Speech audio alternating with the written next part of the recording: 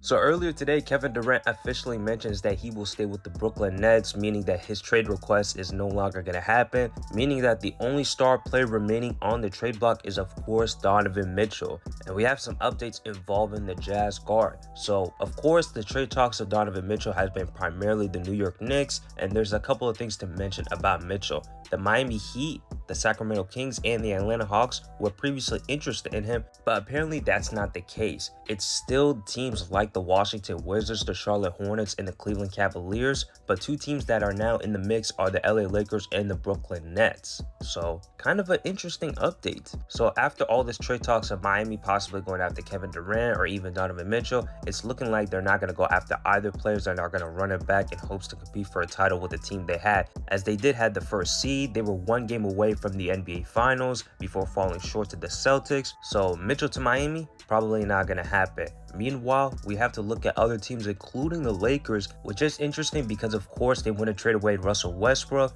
but his value has gone tremendously based on how he performed last season, including how the team has performed overall. And of course, the Lakers didn't want to trade LeBron or Anthony Davis, and they don't have much outside of that. They barely have any picks within the future. So Donovan Mitchell to the Lakers is very unlikely. Maybe Westbrook to the Jazz and then a buyout is the most likely scenario, but the team, they still have eyes on guys like Patrick Beverly and Bojan Bogdanovic. And again, that's if the team officially trades Donovan Mitchell and goes into rebuild mode. And that doesn't stop there for the Lakers. Apparently, they're interested in Dennis Schroeder, who they previously traded away, and now he's a free agent, so they could reconcile their differences. And last but not least, the Lakers are still trying to figure out who the starting lineup should be. And Austin Reeves, he could get that starting shooting guard position. So apparently, Russell Westbrook, of course, he's going to be the point guard if he stays with the team.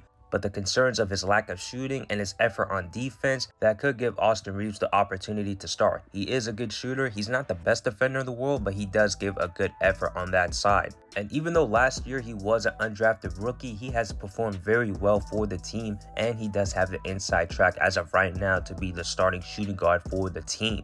That's all for now, you guys. Make sure to like the video, subscribe to the channel, and share with others, as I'll see you guys next time.